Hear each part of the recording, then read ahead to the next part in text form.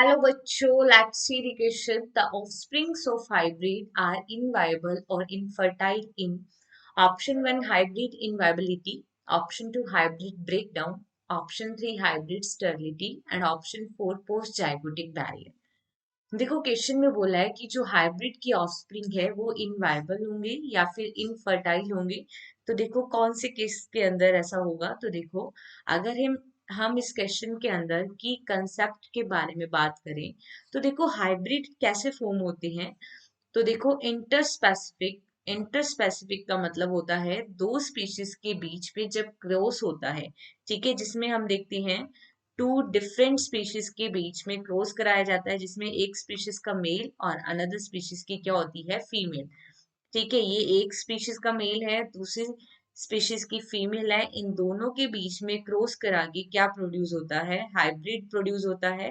ठीक है, तो यहाँ पे हमें बात की गई है कि ये जो हाइब्रिड है, अगर ये बेसिकली हाइब्रिड स्टेराइल होती हैं. ठीक है, इनके आगे प्रोजेनी या ऑफस्प्रिंग नहीं होती. लेकिन अगर इन हाइब्रिड की ऑफस्प्रिंग हो भी गई, ठीक है, अगर इनकी ऑफस्प्रिंग हो भी गई तो उनकी जो हेल्थ है वो डिक्लाइन होती जाएगी.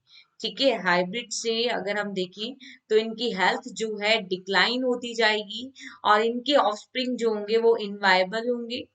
ठीक है, इनवायबल होंगे और वो क्या होंगे, इनफर्टाइल होंगे, या जिनमें क्या होती है, स्टरलिटी होती है. तो इसे क्या कहते हैं, this one is called as hybrid breakdown. क्योंकि हाइब्रिड से जो उनके ऑफस्प्रिंग हुए हैं उनकी हेल्थ डिक्लाइन हो गई है, वो इनवायबल हो गए हैं और इनफर्टाइल हो गए हैं. इसलिए इसके लिए क्या टर्म यूज करेंगे, हाइब्रिड ब्रेकडाउन. ठीक है, that is for the offspring of hybrid. तो यहाँ पे करेक्ट आएगा option 2.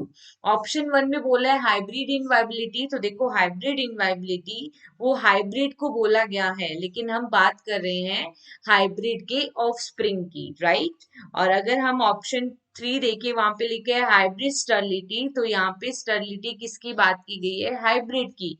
But in the question क्या गिवन है, हाइब्रिड की ऑफस्प्रिंग या प्रोजेनी के बारे में. अगर हम पोस्ट जाइगोटिक बैरियर के बारे में बात करें तो इसके अंदर hybrid inviability and hybrid sterility include है.